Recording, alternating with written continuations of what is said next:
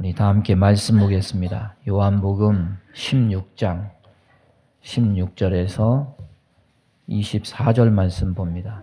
한 절 제가 읽고 한 절 찬양대 읽고 한 절 온 회중이 함께 읽습니다. 조금 있으면 너희가 나를 보지 못하겠고 또 조금 있으면 나를 보리라 하시니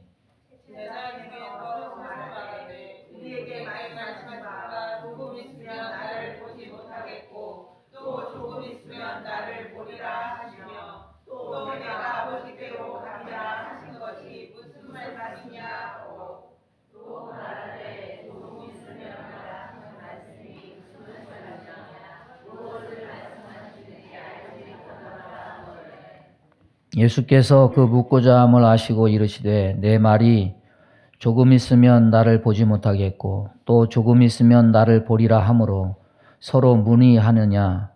내가 진실로 진실로 너희에게 이르노니 너희는 혹하고 애통하겠으나 세상은 기뻐하리라. 너희는 근심하겠으나 너희 근심이 도리어 기쁨이 되리라. 여자가 해산하게 되면 그때가 이르렀으므로 근심하나 아이를 낳으면 세상에 사랑하는 부모와 말하며 그 고통을 다시 엿보게 하느니라. 지금은 너희가 근심하나 내가 다시 너희를 보리니 너희 마음이 기쁠 것이요 너희 기쁨을 빼앗을 자가 없으리라. 그 나날에는 너희가 아무것도 너희에게 묻지 아니하리라. 내가 진실로 진실로 너희에게 이르노니 너희가 무엇이든지 아버지께 구하는 것을 내 이름으로 주시리라. 지금까지는 너희가 내 이름으로 아무것도 구하지 아니하였으나 구하라 그리하면 받으리니 너희 기쁨이 충만하리라. 아멘. 말씀 전하겠습니다. 요한복음 16장은 예수님의 고별 설교입니다. 십자가 달려 돌아가시기 전 12시간 전에 마지막으로 남기신 유언 같은 말씀의 한 부분입니다. 세상에는 근심과 슬픔이 많이 있습니다. 그래서 한평생 다 살고 난 야곱은 내 나그네 길의 세월이 130년인데 험악한 세월을 보냈습니다. 이렇게 고백을 했습니다. 모세도 이렇게 말했습니다. 우리의 연수가 70이요 강건하면 80이라도 그 연수의 자랑은 수고와 슬픔뿐이요 신속히 날아가나이다. 사람들이 왜 근심하고 슬퍼하느냐? 무엇을 잃을 때 사람들은 근심하고 슬퍼합니다. 건강 잃고 재산 잃고 사랑하는 사람 잃을 때 근심하고 슬퍼합니다. 그런데 인간이 경험하는 모든 근심과 슬픔 중에 가장 근본적인 것은 건강이나 돈이나 지위나 사랑하는 사람을 잃는 슬픔이 아니고 하나님과 예수님을 잃는 것, 그것이 가장 큰 슬픔입니다. 하나님을 잃고 낙원을 잃는 근심과 슬픔이 인간의 근본적인 근심과 슬픔입니다. 예수님은 인간에게 이것을 극복해 하시려고 이 세상에 오셨습니다. 회개하라, 천국이 가까웠느니라 선포하심으로 그분의 영적이고 본질적인 근본적인 관심이 하나님 나라의 회복임을 예수님은 가르쳐 주셨습니다. 그러나 3년 공생애 동안 그렇다고 현실의 벽을 쌓고 차단하고 외면하고 본질만 부르짖는 그런 시간들은 아니었습니다. 오히려 갈릴리 지방을 돌아다니면서 고통받는 사람들의 현실에 주목하시고 불쌍히 여기시고 고쳐주시고 싸매어주시고 먹이시고 살려주시는 등 수많은 백성들의 현실의 슬픔과 고통을 어루어 만져주셨습니다. 하나님 나라 회복이 본질적인 사명이시라면서 왜 예수님은 이상을 버린 현실주의자인 것처럼 그렇게 하셨을까? 이유는 자명합니다. 예수님의 따스한 손길을 통해서 그걸 디딤돌로 삼아서 본질적인 하나님 나라의 눈을 뜨고 믿음을 갖기 원하셨기 때문입니다. 그런데 여러분 아시다시피 저들은 안타깝게도 자신들의 현실의 슬픔과 고통의 문제만 해결되면 뒤도 안 돌아보고 예수님에게서 돌아섰습니다. 그들이 처한 진정한 고통이 무엇인지, 자신이 갖고 있는 진정한 슬픔이 무엇인지 전혀 느끼지도 알지도 못하고 관심이 1도 없었습니다. 이 사실 때문에 예수님은 때로 탄식하셨고 희귀한 믿음 있는 자를 찾으시면 매우 기뻐하고 기뻐하셨습니다. 믿음 생활에 있어서 이런 딜레마는 몇천 년 지난 오늘날 우리가 사는 시대 속에서도 여전히 존재합니다. 오늘날 사람들이 유식해졌습니다. 믿음의 지식이 풍족해졌습니다. 복음의 본질 누구보다도 잘 압니다. 예수님의 천국 복음, 하나님 나라가 예수 믿는 본질임을 누구나 잘 압니다. 그러나 문제는 무엇입니까? 믿은 후에 바로 하나님 나라 가버리면 정말 좋겠습니다. 그런데 그렇지 않죠. 믿고 나서도 일정 부분 우리는 여전히 슬픔과 고통을 맛볼 수밖에 없는 이 현실, 땅을 밟고 우리는 살아가고 살아내야 된다는 사실이에요. 딜레마가 뭡니까? 현실의 슬픔과 고통 앞에서 당장 힘들고 고통스러우니까 먼저 그것을 해결하는 게 우선이고, 하나님 나라나 믿음쯤은 잠시 뒤로 유보해두고 결과적으로 예수님 시대 예수님을 떠난 그런 사람들과 같은 길을 걷는다는 거죠. 원로 목사님이 이렇게 보니까 2007년 2월 24일에 원로 목사로 추대돼서 이번 2025년 1월 6일 오전 7시에 소천하셨습니다. 만 18년이 조금 못 되는 그런 세월이더라고요. 평생 목회 일선에서 수고하셨으니까 하나님이 노년 생활쯤은 좀 더 슬픔과 고통이 없는 평안을 주셨을까? 평안만 있는 시간이었을까? 원로 목사님이 건강하게 평안만 있는 시간은 원로 목사 추대되어서 한 7년 정도였던 것 같아요. 그 다음에 이제 암이 발병해서 수술 받으시고 5년 후에 완치 판정 받으셨지만 그 이후 10여 년 동안 본인도 힘드시고 가족들도 참 많은 수고와 시름의 시간을 겪었습니다. 그걸 보면서 아담 이래 죄의 싹스로 땅을 밟고 사는 사람은 그 어느 누구도 영원한 평안은 없구나, 영원한 기쁨도 없구나, 이것을 깨닫습니다. 험악한 세월을 보내었다는 야곱의 고백처럼 70, 80이라도 그 연수의 자랑은 곧 수고와 슬픔뿐이라는 모세의 고백처럼 젊으나 나이가 많으나 관계없이 삶은 누구나 고되고 슬픔과 고통을 헤쳐가는 과정이구나, 이것을 깨닫습니다. 이제 목사님은 88년에 그 수고의 인생의 짐을 지시다가 주님이 자유를 주셔서 이제 다 모든 사슬을 다 벗으셨습니다. 주님 품으로 가신 분은 이 과정을 다 거쳤으니까 안심이고 해방입니다. 문제는 무엇입니까? 이 땅에 남아서 살아내야 되는 우리들이 문제입니다. 하나님 나라 가는 길, 가신 분들만 가는 길이 아니고 저와 여러분이 앞으로 가야 될 길입니다. 그 길 앞에 여전히 슬픔과 고통이 있을 수 있습니다. 주님의 오늘 말씀을 묵상하고 저와 여러분 낙심하고 절망하고 슬퍼하고 좌절하고 하지 말고 이 과정을 잘 이겨가는 은혜가 있기를 바랍니다. 예수님이 갑자기 떠나신다고 하니까, 고별 설교를 하니까 제자들이 당황하고 불안해하고 근심했습니다. 조금 있으면 너희가 나를 보지 못하겠고 또 조금 있으면 나를 보리라. 조금 있으면 보지 못하고 조금 있으면 보고 또 조금 있으면 아버지께 가고, 이 말이 이해가 안 돼요. 우왕좌왕합니다. 그러나 우리는 알죠. 조금 있으면 너희가 나를 보지 못하리라. 무슨 의미입니까? 십자가를 지신다는 말입니다. 조금 있으면 나를 보리라. 무슨 말입니까? 십자가 후에 부활하셔서 다시 만난다는 얘기예요. 내가 아버지께로 감이라. 무슨 말입니까? 부활 후 40일 후에 하늘로 승천하시는 것 말씀하시는 거예요. 우리는 다 알지만 그 당시 그 제자들에게 있어서는 이 말이 도무지 뜬구름 같아서 감이 잡히지가 않아요. 무슨 말인지도 모르겠고 영문도 모르고 불안만 가중하는 그런 말씀이 됐습니다. 그래서 17절에 보면 제자들 중에 서로가 말하되 우리에게 말씀하신 바 조금 있으면 나를 보지 못하겠고 또 조금 있으면 나를 보리라 하시며 또 내가 아버지께로 감이라 하신 것이 무슨 말씀이냐? 제자들의 반응이 혼란이라는 한 단어로 요약이 될 수 있습니다. 우리는 평안을 잃고 언제 혼란스럽습니까? 하나님 말씀 이해하지 못하거나 하나님 말씀 들었음에도 망각하고 있거나 멀리 떠나 있을 때 혼란스럽게 됩니다. 특히 현실에서 갑자기 닥치는 어떤 사건이나 상황 속에는 더더욱 그러합니다.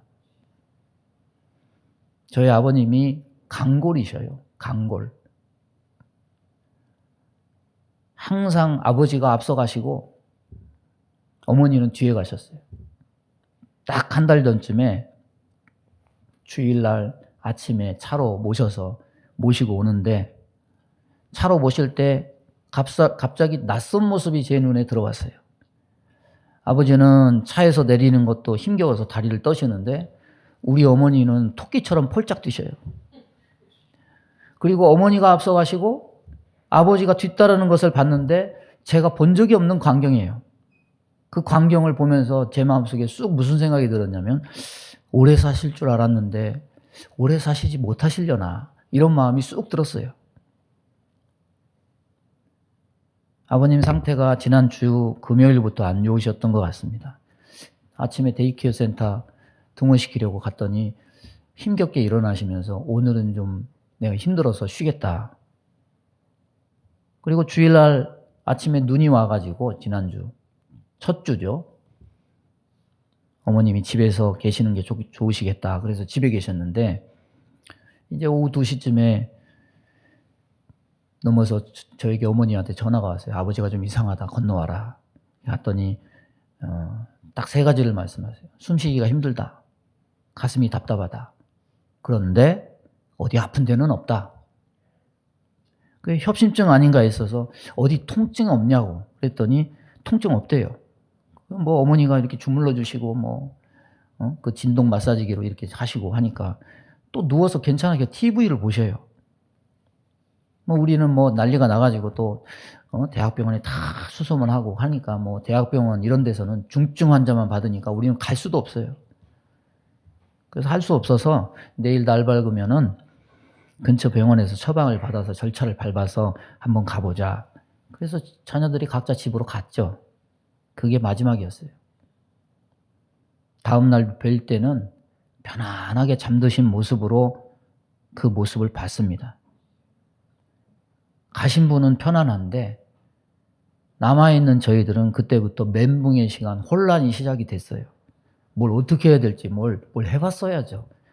눈앞이 캄캄하고 막막했는데 그 과정 다 거치고 이렇게 평안한 가운데 예배를 드릴 수 있다는 게 꿈만 같아요. 혼란이 사라지고 하나씩 해결되고 이제 마음의 안정이 오고 여러분 어떤 상황이 닥치면 먼저 찾아오는 것이 근심과 불안과 멘붕이에요. 그런데 기억하세요. 안개가 거치려면 태양이 떠야 돼요. 우리의 근심, 우리의 불안과 혼란이 사라지는 것 역시 똑같아요. 하나님의 인도가 필요하고 하나님의 조명이 필요합니다. 예수님 말씀 듣고 멘붕 온 제자들의 심정이나 오늘 우리의 성정이 다르지 않습니다. 당시 제자들이 주님께서 말씀하신 영적인 일들에 대해서 깨닫지 못한 것은 그들이 아직 성령이 오시기 전이니까 성령의 조명을 받지 못해서 그런 거예요. 예수님이 성령을 뭐라고 했습니까? 보혜사다. 우리 옆에 오셔서 영적인 일을 지각하고 이해할 수 있도록 도와주신다는 거죠. 우리의 어떤 혼란과 근심도 모두 우리가 말씀에서 중심에서 벗어나서 내 생각과 감정에 사로잡힐 때 우리는 그 감정에 몰입돼요. 그때 기억하시기 바랍니다. 말씀을 기억하시기 바랍니다. 성령님께 간구하시기 바랍니다.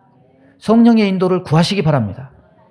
주님을 의지하면 우리는 혼란에서 벗어날 수 있습니다. 우왕좌왕하면서 혼란스러움에 빠진 제자들에게 주님은 뭐라고 말씀하시느냐? 20절에 내가 진실로 진실로 너희에게 이르노니 너희는 곡하고 애통하겠으나 세상은 기뻐하리라. 너희는 근심하겠으나 너희 근심이 도리어 기쁨이 되리라. 따라서 해보겠습니다. 너희 근심이 도리어 기쁨이 되리라. 이 말씀은요, 16절에 조금 있으면 너희가 나를 보지 못하겠고, 이 말씀에 십자가에서 예수님이 죽으셨을 때 나타나게 될 두 가지 반응, 바로 세상의 반응과 제자들이 보이게 될 반응에 대해서 결과를 얘기하는 거예요. 여러분, 예수님 죽으실 때 세상의 반응 어떻습니까? 예수님 죽일 때 세상은 기뻐했습니다. 마귀는 자기 세상에 온 줄 알고 기뻐했습니다. 사도행전 12장에 보면 헤롯이 야고보를 칼로 죽인 일로 유대인들이 이 일을 기뻐하는 것을 보고 베드로도 잡아가둔 내용이 나옵니다. 여러분, 세상은 예수를 기뻐하지 않습니다. 진리를 기뻐하지 않습니다. 마귀가 지배하는 세상은 예수 미워하고 성도 핍박합니다. 그런데 제자들의 반응은 어떻습니까? 예수님 죽으니까 세상은 기뻐했지만 예수님 따르던 제자들과 많은 사람들은 십자가 지실 때, 십자가에 달리셨을 때 많은 사람들이 곡하고 애통했어요. 주님은 당신의 죽음으로 인해서 곡하고 애통할 것과 근심에 잠기게 될 것을 알고 계셨습니다.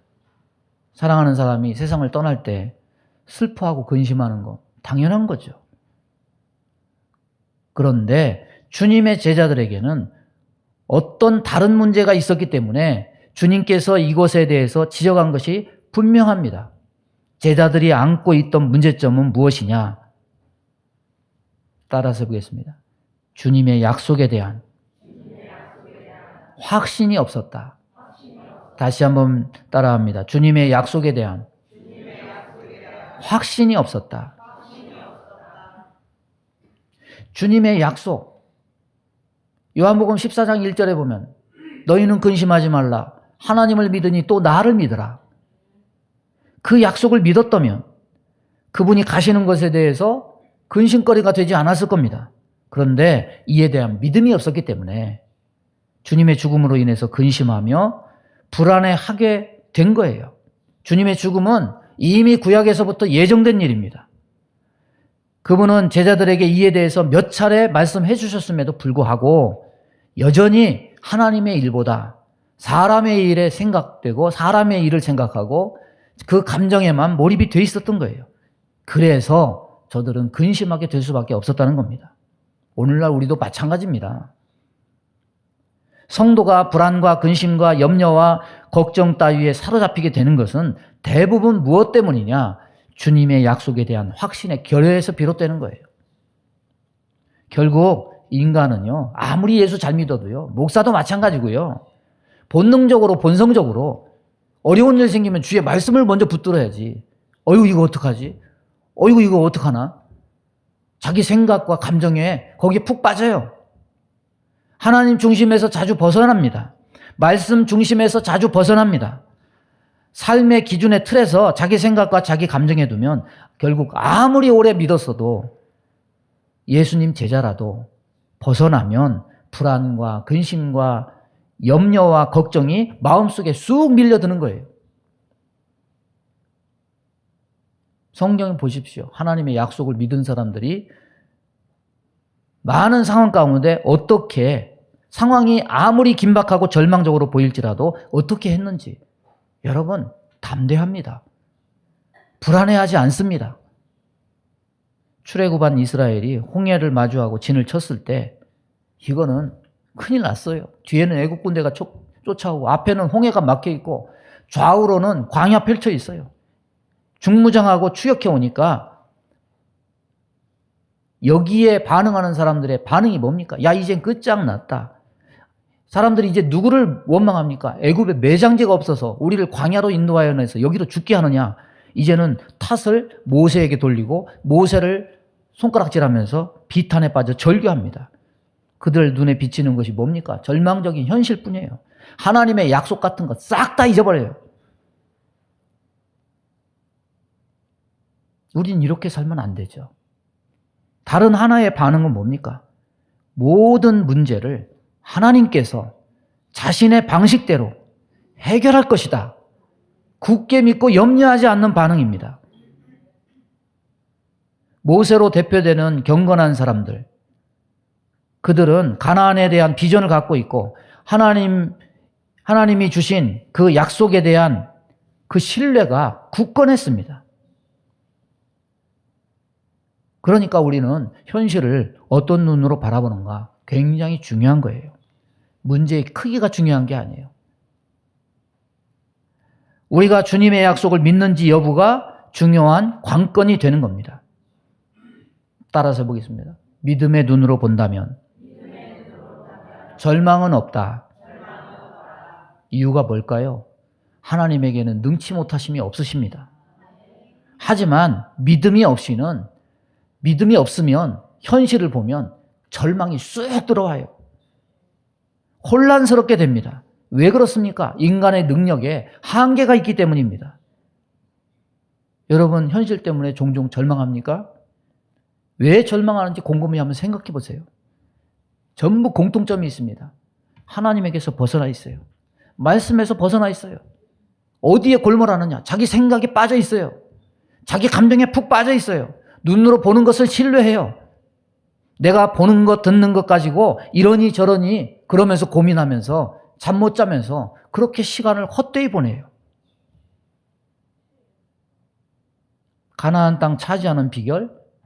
특별히 전술이 좋아서 그들이 무기가 좋아서 다른 거 있지 않아요. 여호수아 갈렙이 저들은 우리의 밥이다 큰 소리 치면서 외친 이유는 하나님의 약속에 대한 신뢰였습니다. 신약이라고 해서 다르지 않습니다. 우리는 예수님의 약속을 붙들 때 슬픔과 근심에서 벗어날 수 있습니다.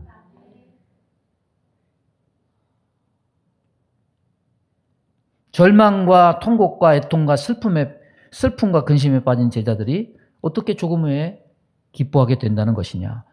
어떻게 조금 후에 기쁨을 발견할 수 있게 된다는 것이냐? 오늘 주님은 우리에게 말씀해 주십니다. 22절에 보면 지금은 너희가 근심하나 내가 다시 너희를 보리니 너희 마음이 기쁠 것이요 너희 기쁨을 빼앗을 자가 없느니라. 따라서 보겠습니다. 너희 마음이 기쁠 것이요 너희 기쁨을 빼앗을 자가 없느니라. 제자들이 슬픔과 근심을 벗어버리고 기뻐할 수 있는 비결을 말씀하십니다. 그것은 제자들이 십자가와 부활의 주님을 다시 만나는 일입니다. 아니, 역으로 생각해서 십자가와 부활의 주님이 제자들을 다시 만나 주시는 일입니다. 기독교의 기쁨은 십자가와 부활의 주님을 만나는 데서 얻어지는 기쁨이에요. 십자가는 모든 공포와 두려움과 절망과 좌절과 슬픔의 상징인데 주님께서 그 모든 공포와 두려움과 절망과 좌절과 슬픔을 우리를 대신해서 받으셨습니다. 부활은 모든 실패 속에서의 승리를 상징합니다. 십자가와 부활의 주님을 만날 때 우리는 진정한 기쁨과 승리를 체험합니다. 제자들은 주님 말씀대로 3일 후에 승리의 기쁨을 체험했습니다. 주님을 만난 사도들의 이야기는 어떤 의미에서 모두 다 공통점이 있는데 그것은 무엇이냐? 슬픔이 변해서 기쁨이 되었다. 사도행전 5장 41절 보면 사도들은 그 이름을 위하여 능력받는 일에 합당한 자로 여기심을 기뻐하면서 공회 앞을 떠나니라. 여러분, 그 전에는 문을 걸어 잠그고 덜덜 두려움에 떨던 이들이 이제는 두려움 따위 다 벗어버리고 강하고 담대한 자들이 됐어요. 이유는 딱 하나입니다.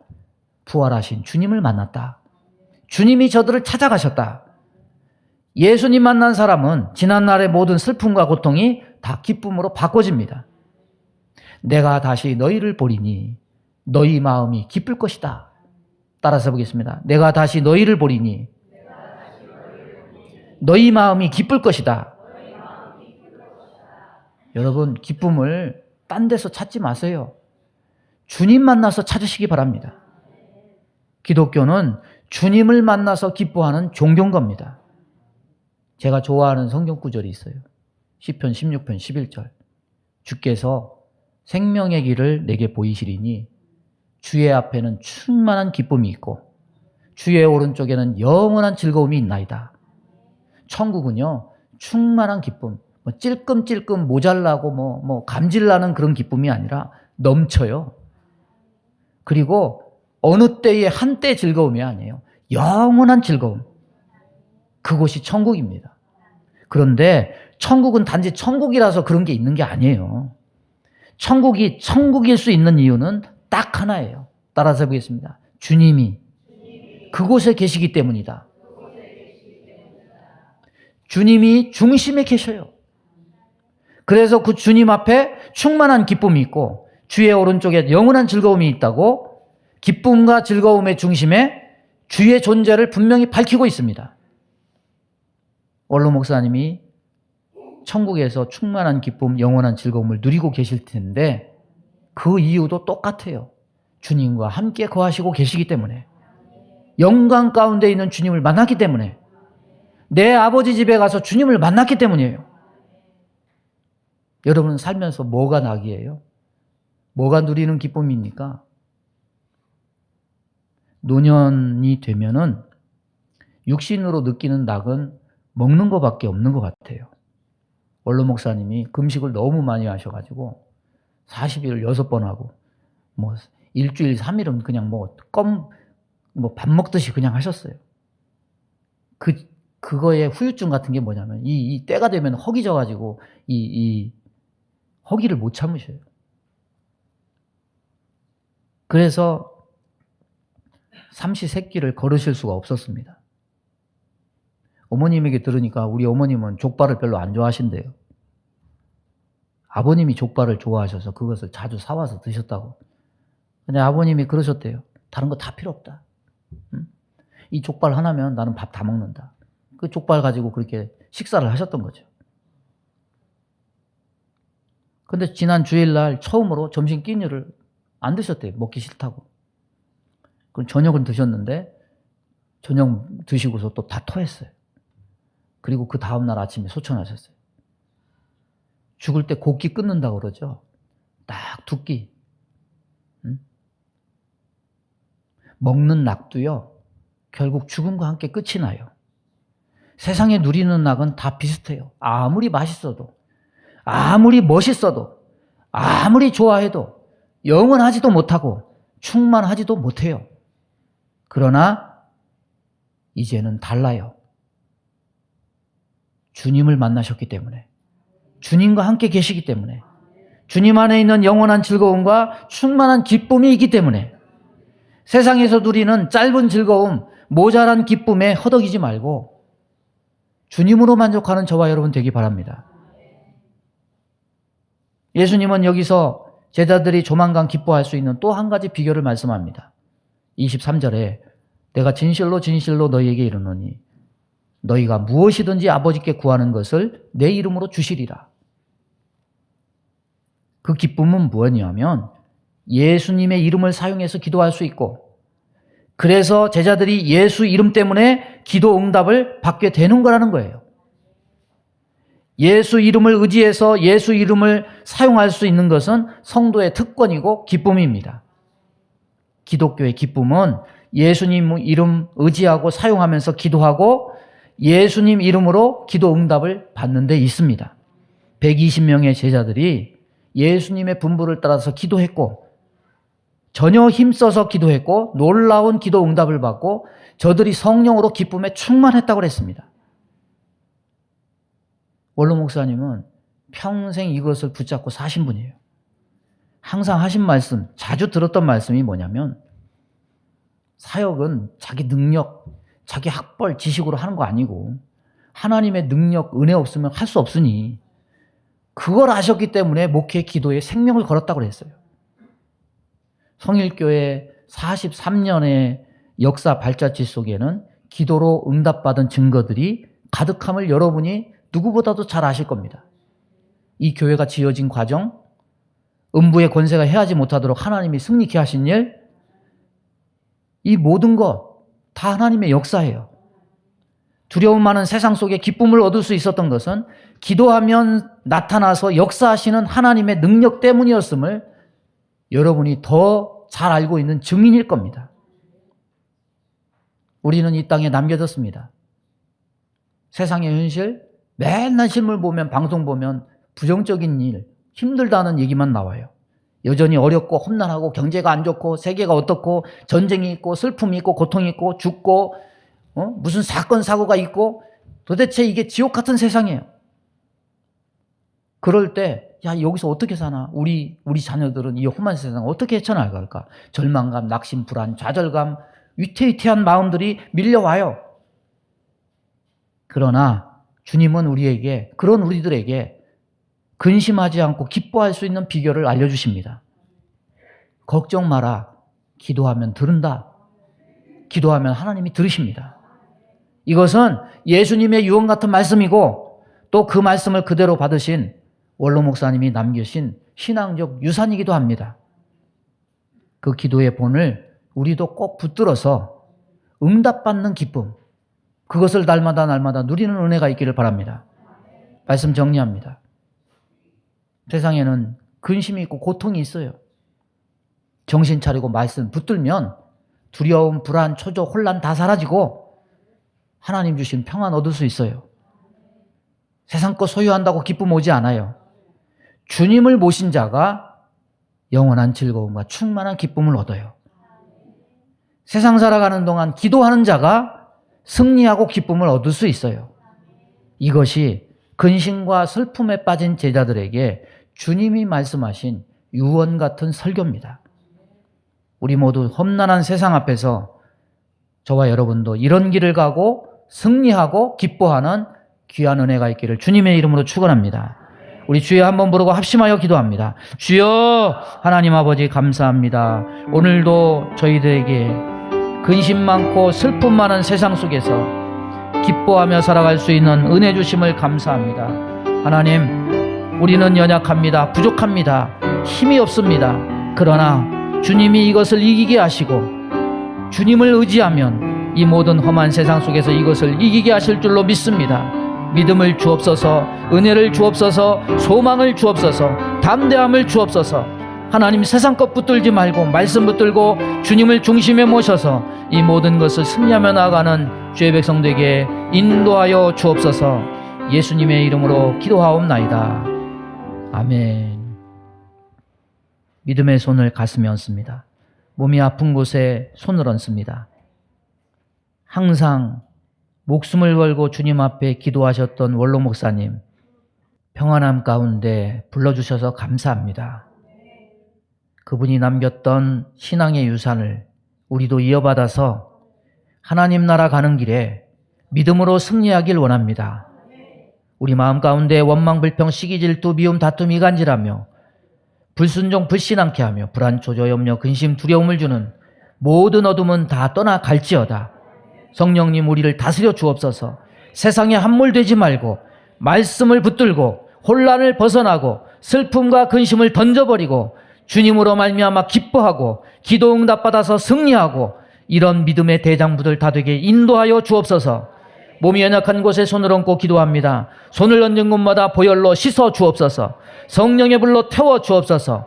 예수 이름으로 명하노니 모든 병만은 다 떠나 갈지어다. 강건함을 주셔서 세상에서 헛되이 살지 말고 하나님 주신 기쁨을 누리며 살아가는 주의 백성들에게 인도해 주옵소서. 우리 박은자 원사님 긍휼히 여기사 저를 일으켜 주옵소서. 주의 이름으로 기도하는 주의 종들의 기도를 들으시고 응답하여 주옵소서. 예수님의 이름으로 축복하며 기도하옵나이다. 아멘.